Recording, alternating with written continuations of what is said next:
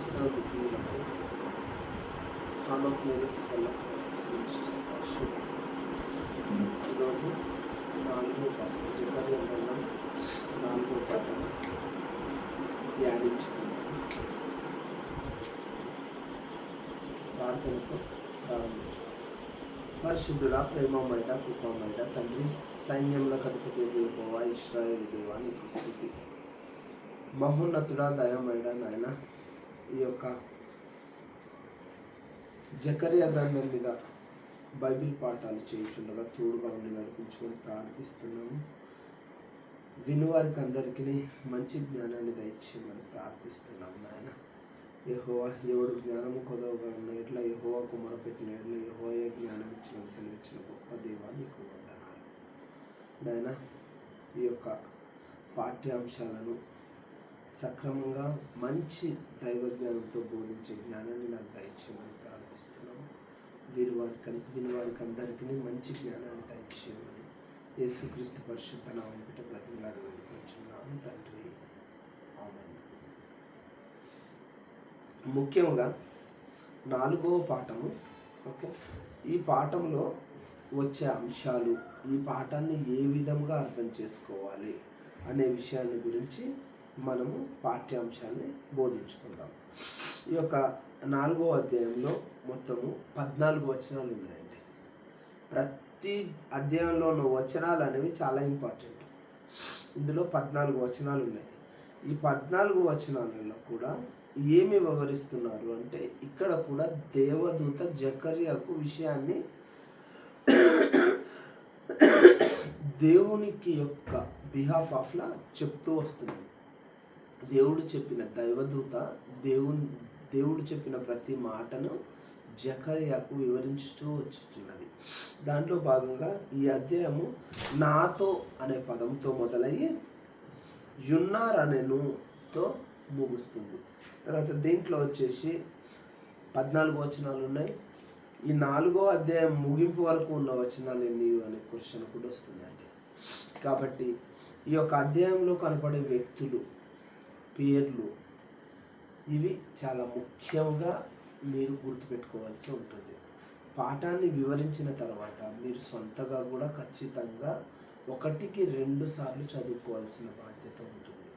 కాబట్టి బైబిల్ జ్ఞానాన్ని క్షుణ్ణంగా, బైబిల్ని ఏ విధంగా అర్థం చేసుకోవాలనే విషయం గురించి వివరించడం జరుగుతుంది ఈ పాఠంలో. ఇక్కడ వచ్చేసి ఈ అధ్యాయంలో కనపడే వ్యక్తి జెరుబ్బేలు. ఇక్కడ జెరుబ్బేలు అనే వ్యక్తి ఎవరు అంటే మేస్త్రి అండి, సుతారి మేస్త్రి అంటే మేసన్. ఓకే, కన్స్ట్రక్షన్ వర్కర్ అన్నట్టు. ఈ యొక్క జెరుబ్బేలు యెహోవా దేవుని యొక్క మందిరానికి పునాది వేస్తాడు అని ఈ అధ్యాయంలో వివరించడం జరుగుతుంది. వేస్తాడు, వేశాడు అన్న విధంగా అర్థం వచ్చేటట్టుగా ఈ యొక్క అధ్యాయంలో జెరుబ్బేలు గురించి వివరించడం జరుగుతుంది.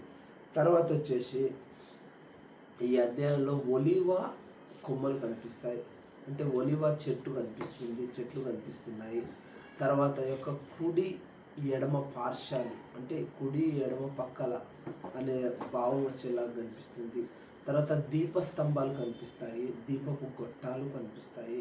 ఈ అధ్యాయంలో వచ్చేసి కనిపించే మెటల్ ఏంటంటే గోల్డ్, బంగారం కనిపిస్తుంది. కాబట్టి అదే విధముగా ఈ యొక్క అధ్యాయాన్ని ధ్యానం చేసుకోవడం మంచిది. చూడండి, నేను చాలా క్లుప్తంగా, వివరంగా మీరు ఈ యొక్క బైబిల్ జ్ఞానాన్ని సంపాదించడానికి చాలా సింపుల్ లాంగ్వేజ్లో వివరిస్తున్నాను.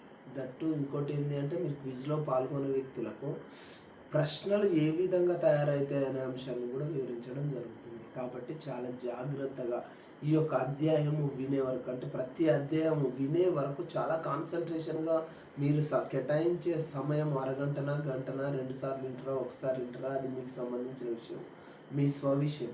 కాబట్టి వినేటప్పుడు మాత్రం చాలా కాన్సన్ట్రేషన్గా వినండి.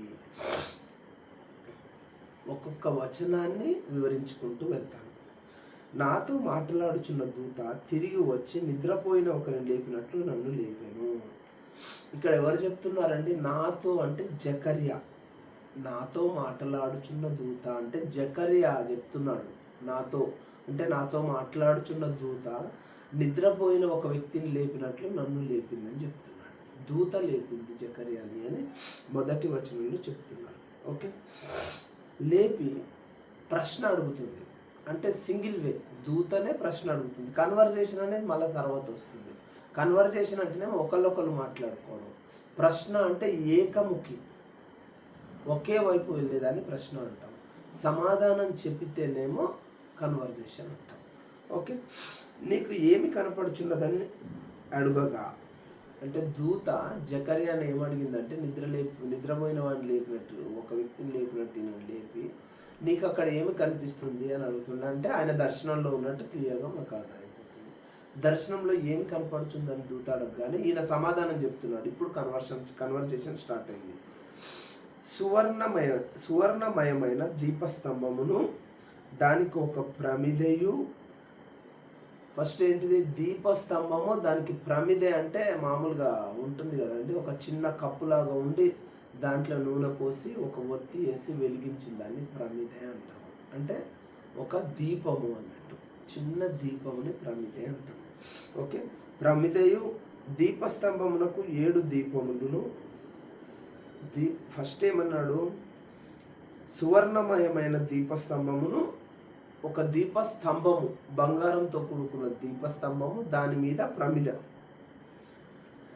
దీపస్తంభమునకు 7 దీపములు. అంటే ఆ దీపస్తంభము, దాని మీద ప్రమిద ఉంది, దాంతో పాటు 7 దీపాలు ఉన్నాయట. 7 దీపములు. దీపమునకు 7 గొట్టములు కనపడుచున్నవి.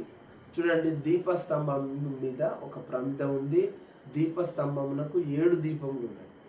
ఓకే, మనకు కనిపిస్తుంది ఏది, ఎక్కడ ఏ చర్చిలకు పోయినా, తర్వాత ఇజ్రాయేలు సింబల్ చూసినా కానీ 7 దీపస్తంభంలో కనిపిస్తుంది.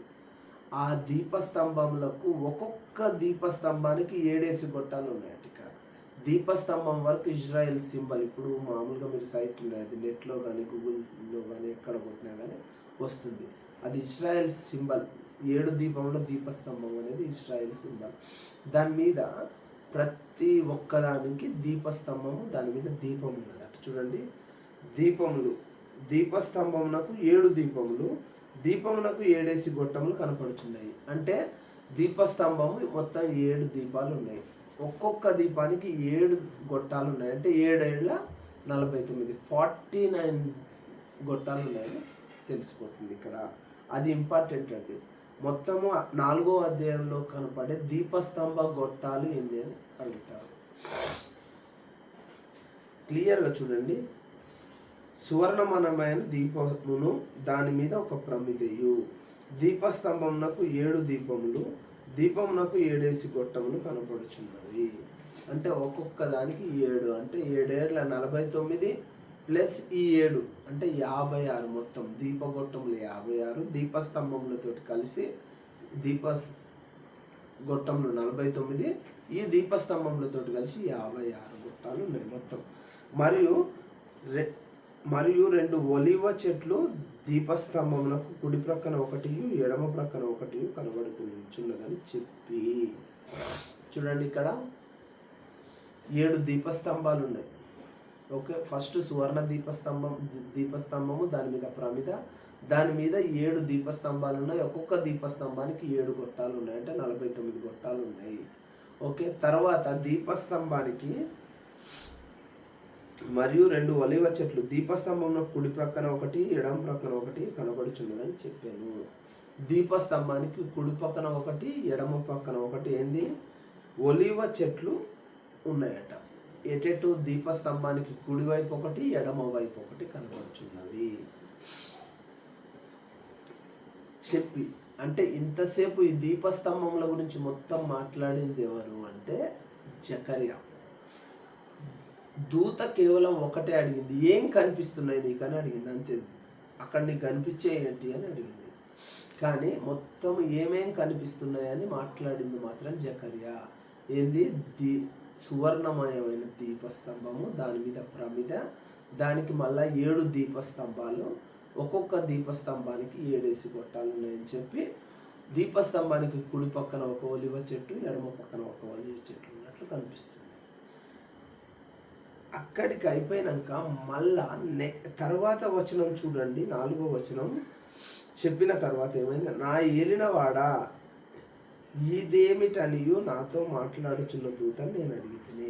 ఇక్కడ 4వ వచనంలో కూడా మళ్ళా జకర్యానే మాట్లాడుతుండు. జకర్యా దూతను ఏమని సంబోధిస్తున్నాడు, నా ఏలినవాడా అని సంబోధిస్తున్నాడు. నా ఏలినవాడా ఇది ఏమిటని నాతో మాట్లాడుచున్న దూతను అడిగితిని. ఇది ఏమిటి అని అడిగిండట. ఆ ఇది ఏమిటి అంటే దేని గురించి అడుగుతున్నారు అనేది కింది వచనాలలో వస్తుంటుంది. ఓకే, ఇక్కడి వరకు 4వ వచనం వరకు అంటే 2వ వచనము మొదలుకొని, ఓకే 2వ వచనం మొదలుకొని 2వ వచనంలో దూత మాట్లాడుతుంది, 2వ వచనంలో జకర్యా సమాధానం ఇస్తుంది. ఆ సమాధానం ఇచ్చే దగ్గర నుంచి మొదలుపెట్టి 4వ వచనం పూర్తయ్యే వరకు కూడా జకర్యానే మాట్లాడుతున్నాడు. జకర్యా ప్రశ్నేస్తుండు. జకర్యా మాట్లాడడం అయిపోవడం ఏంటంటే ప్రశ్నతో అయిపోతుంది. ఏంటిది, నాతో మాట్లాడుచున్న దూత ఇదేమిటో నాకు తెలియదా అని నన్ను అడిగాను. దూత జకర్యాతో, మళ్ళీ జకర్యా వేసిన ప్రశ్నకు దూత సమాధానం ఇస్తుండ్రు. ఏమని, ప్రశ్నకు ప్రశ్నే సమాధానం, అదేంటిదో నీకు తెలియదా అని మళ్ళా దూత కూడా జకర్యాను ప్రశ్న, జకర్యా దూతకు ప్రశ్న వేస్తే దూత కూడా జకర్యాకు ప్రశ్న వేస్తుంది, ఏంటో నీకు తెలియదా అని అడుగుతుంది. ఓకే, నేను నా ఏలినవాడా నాకు తెలియదంటిని. ఇక్కడ చూడండి 2 సార్లు దూతని జకర్యా ఏమని సంబోధిస్తున్నాడు చూడండి, నా ఏలినవాడా అని సంబోధిస్తున్నాడు. చూడండి ఇక్కడ 4వ వచనం మొదట్లో నా ఏలినవాడా అనే సంబోధిస్తున్నాడు. తర్వాత 5వ వచనంలో కూడా సమాధానం ఇచ్చేసిన వాడు నా ఏలినవాడా నాకు తెలియదంటిని. అంటే ఫస్ట్ జకర్యా దూతని ప్రశ్న అడిగింది, నా ఏలినవాడా ఇవేమిటి అని అడిగింది. అందుకు దూత కూడా మళ్ళా జకర్యాకు ప్రశ్న వేసింది, ఏమని అవేంటో నీకు తెలియదా అని. దానికి సమాధానంగా కూడా జకర్యా దూతకు బదులిచ్చేటప్పుడు ఏమని సంబోధిస్తున్నాడు అంటే, నా ఏలినవాడా నాకు తెలియదు అని సమాధానం ఇస్తున్నాడు. ఇక్కడ జకర్యా అడిగిన ప్రశ్నకు దూత సమాధానం ఇవ్వలేండి, మళ్ళా ప్రశ్నే వేసింది. ఆ విషయాన్ని చాలా జాగ్రత్తగా గుర్తుపెట్టుకోండి, ఎనలైటికల్గా చదవండి బైబిల్ చదివేటప్పుడు. అప్పుడు అతడు నాతో ఇట్లా నేను, అప్పుడు అతడు అంటే ఎవరండి, అప్పుడు దేవదూత జకర్యాతో ఇట్లా నేను. కాబట్టి ఇక్కడ జకర్యానే చెప్తున్నాడు కాబట్టి డైరెక్ట్ స్పీచ్. అప్పుడు అతడు ఆయన నాతో ఇట్లా నేను, ఇక్కడ ఆయన అంటే దేవదూత, నాతో అంటే జకర్యాతో అన్నట్టు. ఓకే, ఇట్లా అన్నదంటే ఏమని, జెరుబ్బెలు నాకు ప్రత్యక్షమైన యెహోవా వాక్కు ఇదే. జెరుబ్బెలుకు ప్రత్యక్షమైన యెహోవా వాక్కు ఇదేనట. ఏంటిది, ఏం వాక్కు జెరుబ్బెలుకి? ఇక్కడ చూడండి, అది ఏమిటని అడిగిండు అంటే అక్కడ ఏంటిదనో మనకు తెలియజెప్పలే. ఎవరు, జకర్యా తెలియజెప్పలే, దేవదూత తెలియజెప్పలే. జకర్యా 2వసారి తెలియదు అన్నందుకు ఇప్పుడు దేవదూత మొదలుపెట్టింది. ఇక్కడ కన్ఫ్యూజింగ్ ఉంటుంది, అసలు ఏంటిదో చెప్పలే, మనకు ఏంటిదో వివరించలే. కానీ ఇక్కడ దానికి సంబంధించిన వివరణ మాత్రం వివరిస్తున్నారు. ఏమని, నాతో దూత జకర్యాతో ఇట్లా అంటున్నాడు, జెరుబ్బెలుకు ప్రత్యక్షమైన యెహోవా వాక్కు ఇదే. జెరుబ్బెలు ఎవరండి అసలు? ఇక్కడనే జెరుబ్బెలు మొదలైంది. జెరుబ్బెలు ఒక సుతారి మేస్త్రి, అంటే దానికి పునాది, యెహోవా దేవుని మందిరానికి పునాది వేయవలసిన వ్యక్తి. అంటే ఇదంతా కళలో కనిపిస్తుంది కాబట్టి భవిష్యత్తులో జరిగేవి కూడా కళలో కంప్లీట్ అయినట్టే కనిపిస్తాయి. మనం తేరు చూస్తే ఉండవు. మన కళలో ఏదైనా ఎవరిదో పెళ్ళి అయినట్టు వస్తుంది, కానీ నిద్ర లేచిన తర్వాత వాళ్ళ పెళ్ళి కాదు, భవిష్యత్తులో అవుతుంది. అట్లాగే ఇది కూడా. ఓకే, జెరుబ్బెలుకు ప్రత్యక్షమైన యెహోవా వాక్కు ఇదే. ఈ జెరుబ్బెలుకు ప్రత్యక్షమైన వాక్కు ఏందట, జెరుబ్బెలుతో యెహోవా దేవుడు మాట్లాడిన మాటలు ఏంటి అనేది జకర్యాకు దేవదూత చెప్తున్నాడు. ఇక్కడ జెరుబ్బెలు అనేది 3rd పర్సన్, యెహోవా దేవుడు అనేది ప్రైమరీ పర్సన్. ఆయన చెప్పిందే ఇక్కడ దేవదూత ఓన్లీ పోస్ట్ మ్యాన్ అండి. ఏం చెప్తున్నాడు, ఇదే శక్తి చేతనైనను బలము చేతనైనను కాక నా ఆత్మ చేతన ఇది జరుగుచున్నవి అని సైన్యములకు అధిపతి యెహోవా సెలవిచ్చుచున్నాడు.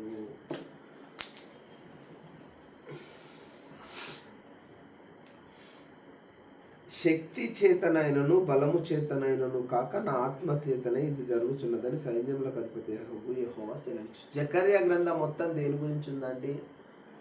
చెరపట్టబడిన ఇశ్రాయేలు ప్రజలు బబులోను నుంచి విడిపింపబడి ఇశ్రాయేలు దేశానికి జెరూసలేముకు వెళ్ళిపోవడం గురించి, అక్కడ దేవాలయాన్ని పునర్నిర్మించడం గురించి మాత్రమే జరుగుతున్న అధ్యాయం ఇది. కాబట్టి మీరందరు ఇక్కడి నుంచి వెళ్ళిపోవటము, తర్వాత అక్కడ వచ్చేసి మందిరాన్ని పునర్నిర్మాణానికి సంబంధించిన పునాది వేయడము అనేది శక్తి చేతనైనను బలము చేతనైనను కాక నా ఆత్మ చేతనే ఇది జరుగుతున్నదని. అంటే మీ యొక్క శక్తి చేత జరగట్లేదు, మీ బలము చేత జరగట్లేదు. అంటే ఇశ్రాయేలు జనాంగము చెరపట్టబడిన కానించి చాలా 100 రెట్లు పెరిగిపోయారు 70 సంవత్సరాల. కాబట్టి వాళ్ళందరూ బలవంతులై ఉంటారు, జనాభా పెరిగింది బాగా. కాబట్టి మీ శక్తి చేత మీ బలం చేత ఇది జరగట్లేదు అని యెహోవా దేవుడు చెప్తున్నాడు.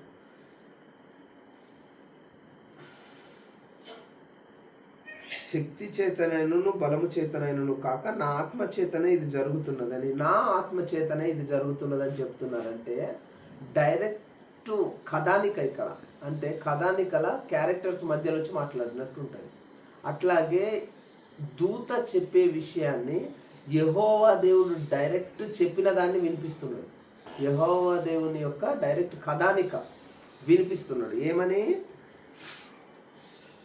ఇది నా ఆత్మ చేతనే జరుగుతున్నదని సైన్యములకు అధిపతి యెహోవా సెలవిచ్చుచున్నాడు. అంటే ఈ యెహోవా ఆత్మ చేత జరుగుతున్న పనేంటి? బబులోను దేశంలో నుంచి చెరపట్టబడిన జనాలు, మాదీయ సామ్రాజ్యంలో ఉన్న భాగంలో ఉన్న బబులోను సామ్రాజ్యం 2 భాగాలుగా విడిపోయిన తర్వాత, పారసిక మాదీయ దేశాలుగా విడిపోయిన తర్వాత, మాదీయ దేశంలో ఉన్న ఇశ్రాయేలీలు అక్కడి నుంచి మాదీయ దేశం నుంచి చెర నుంచి విడిపింపబడి ఇశ్రాయేలుకు వచ్చి అక్కడ దేవాలయ పునర్నిర్మాణం అనేది జరగడం అనేది ఇది యెహోవా దేవుని యొక్క ఆత్మ చేతనే జరుగుతున్నదని దేవుడే చెప్తున్నాడు. నా ఆత్మ చేతనే జరుగుతున్నదని దేవుడు చెప్తున్నాడు. ఇక్కడ 6-7 వచనాలు మొత్తం ఇదే అండి. గొప్ప పర్వతమా, జెరుబ్బెబెలును అడ్డగించుటకు నీవు ఏమాత్రపు దానవు, నీవు చదునుబు వదువు. అంటే ఇక్కడ పర్వతాన్ని ఎందుకు తీసుకొచ్చారు అండి అంటే పర్వతము కానీ లోయ కానీ ఆ యొక్క దేవాలయ పునర్నిర్మాణం జరిగేటప్పుడు దేవాలయాన్ని మొత్తం కొల్లగొట్టారు, కూల్చేసారు పునాదులతో సహా. కాబట్టి అక్కడ మొత్తం చిందరవందరగా పడి ఉంటాయి కదా, మొత్తం ఎత్తు పల్లాలుగా ఉంటాయి కదా, అవి మొత్తము చదును చేయబడుతుంది. అంత ఇబ్బందికరంగా ఉన్న విషయం భూమి కూడా చదును చేయబడి క్లియర్గా ఉంటుందని చెప్తున్నాడు. చూడండి, గొప్ప పర్వతమా అంటే మట్టి దిబ్బగా ఉన్న దేవాలయపు కూలిపోయిన ఉపకరణాలు, గోడలు, రాళ్ళు ఇవన్నీ పర్వతములాగా ఉన్నాయి. పర్వతమా నీవు చదునుబు వగుదువు, కృప కలుగును గాక, కృప కలుగును గాక అని గొప్ప పర్వతమా, జెరుబ్బెబెలును అడ్డగించుటకు నీవు ఏమాత్రం దానవు, నీవు చదునుబు వగుదువు. అంటే అక్కడ ఉన్నది మొత్తం నీట్గా కట్టడానికి అవకాశంగా దేవుని శక్తి చేత జరిగిపోతుంది అని చెప్తున్నాడు. అంటే జెరుబ్బెబెలు పునాది వేయడానికి ఎలాంటి ఆటంకాలు ఉండవు అనేది ఎక్స్ప్లెయిన్ చేస్తున్నారు. ఆ తర్వాత కృప కలుగును గాక అని జనులు కేకలు వేయగా అతడు పైరాయి తీసుకొని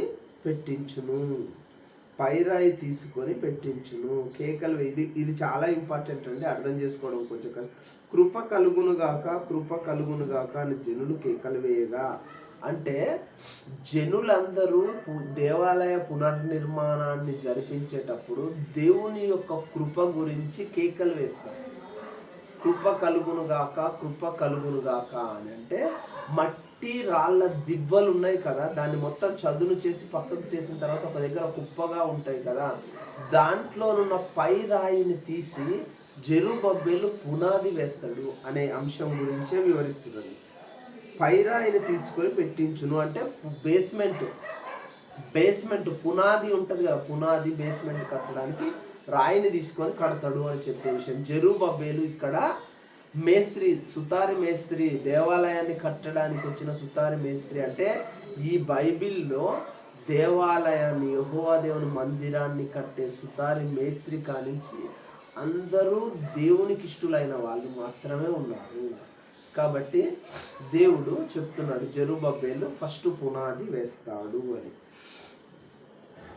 తీసుకొని పెట్టించును. యెహోవా వాక్కు మరల నాకు ప్రత్యక్షమై ఇలాగ సెలవిచ్చెను, జెరుబ్బేలు చేతులు ఈ మందిరపు పునాది వేసినవి. జెరుబ్బేలు చేతులు ఈ మందిరము పునాది వేసినవి అంటే వేయడం అయిపోయింది అన్నట్టు. కలలో దర్శనంలో జరుగుతుంది, వేయడం అయిపోయినది అని చెప్తున్నాడు. పునాది వేసి ఉన్నవి, అతని చేతులు ముగించును. అంటే పునాది, జెరుబ్బేలు యెహోవా దేవుని మందిరం యొక్క పునాదిని నిర్మాణం చేసిండు, అయిపోయింది, దర్శనంలో జరిగిపోయిందండి అని అది ముగించింది. ఆ పని, పునాది వేసే పని ముగించింది.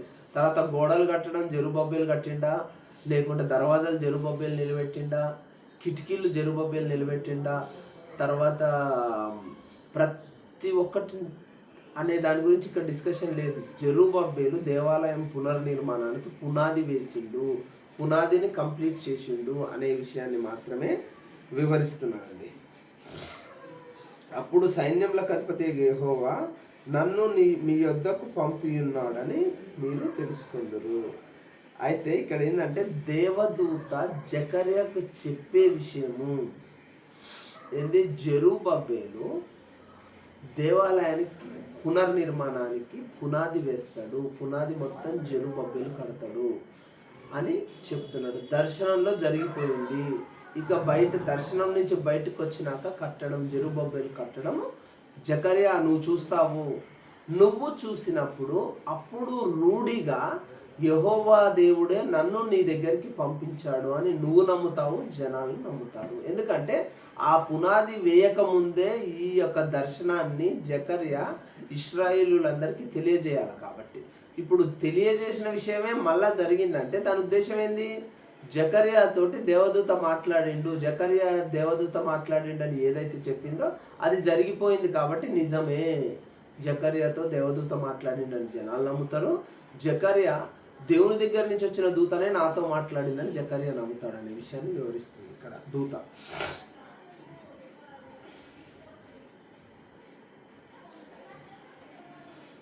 కార్యములు అల్పములైన కాలమును తృణీకరించిన వాడెవడు, కార్యము అల్పములయ్యున్న కాలమును తృణీకరించిన వాడెవడు. చిన్న చిన్న కార్యములు జరిగిన ఆ కాలాన్ని కూడా ఎవరు తృణీకరించలేదు.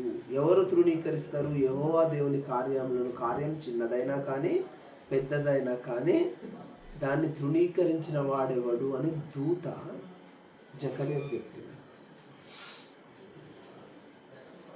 లోకమంతటా సంచారము చేయి యెహోవా యొక్క 7 నేత్రములు జెరుబ్బేలు చేతిలో గుండు నూలుండుట చూచి సంతోషించును.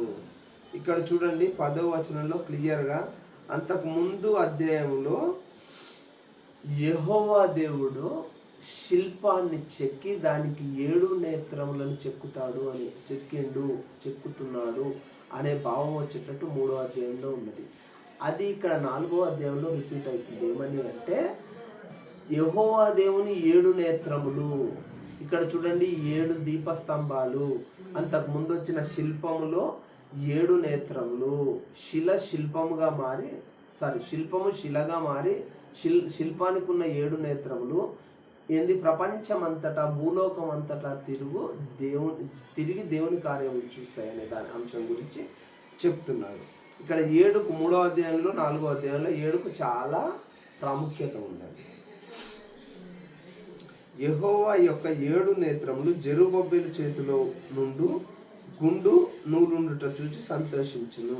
నేను చెప్పాను జెరుబ్బేలు ఎవరండి, మేస్త్రి, సుతారు మేస్త్రి అని.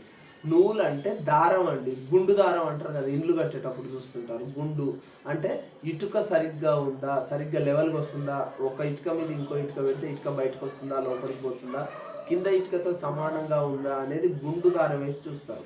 తర్వాత గోడ స్ట్రైట్గా రావడానికి అటుగాని ఇటుగాని ముందుకు పోకుండా ఇట్లాస్ట్ ఒక ఇటుక అట్లాస్ట్ ఒక ఇటుక కట్టి రెండింటిని ఇట్లాస్ట్ అట్లాస్ట్ గుండు దారం చూసుకొని దారం పెట్టి దానికి సమానంగా ఇటుకలు పెట్టుకుంటూ పోతారు. ఆ గుండు నూలు అంటే ఇక్కడ దారం అండి. ఆ గుండు దారములు 7 నేత్రములు యెహోవా దేవుని యొక్క భూలోకమంతా సంచరించి 7 నేత్రములు చూసి సంతోషిస్తాయట. జెరుబ్బయలు చేతిలో అంటే గుండు దారములు చూసి సంతోషిస్తాయట. దీపస్తంభమునకు ఇరుపక్కల నుండి ఈ 2 ఒలీవ చెట్లు ఏమిటనియు. ఓకే, ఫస్ట్ మొదటి భాగంలో వచ్చిందండి. దీపస్తంభానికి కుడి ప్రక్కన ఒకటి ఎడమ ప్రక్కన ఒకటి ఒలీవ చెట్లు ఉన్నాయని దర్శనములో జకర్యా కనపడ్డట్టు మాట్లాడాడు, చెప్పాడు. దూతతోటి జకర్యా సమాధానం ఇచ్చాడు. అయితే ఆ 2 చెట్లు ఏంటి అని దూతను జకర్యా అడుగుతున్నాడు.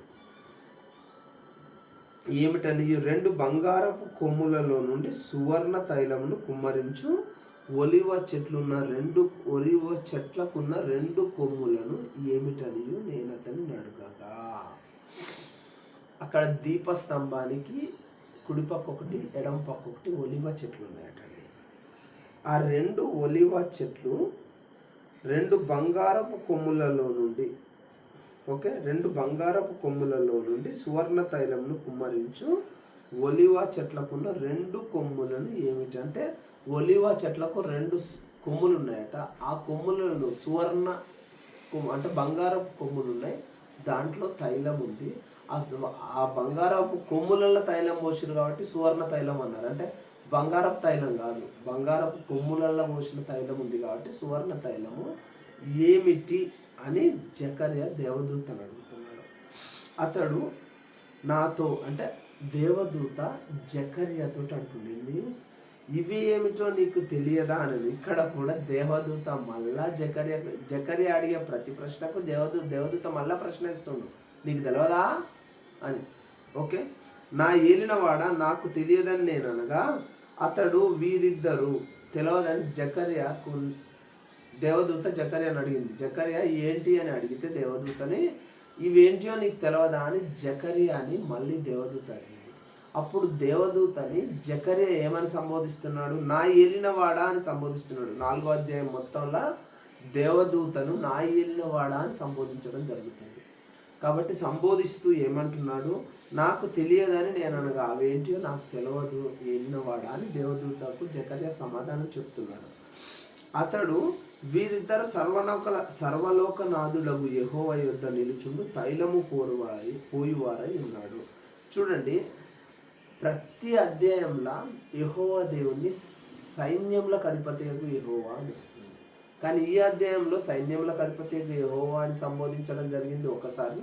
2 సార్లు మాత్రం ఏమని సంబోధించడం జరిగింది, సర్వలోకనాథుడగు యెహోవా అంటే ఇక్కడ ఈ అధ్యాయంలో దేవదూతనేమో ఏలినవాడా అని సంబోధించడం జరుగుతుంది. యెహోవా దేవుణ్ణేమో సర్వలోకనాథుడగు యెహోవా అని సంబోధించడం జరుగుతుంది.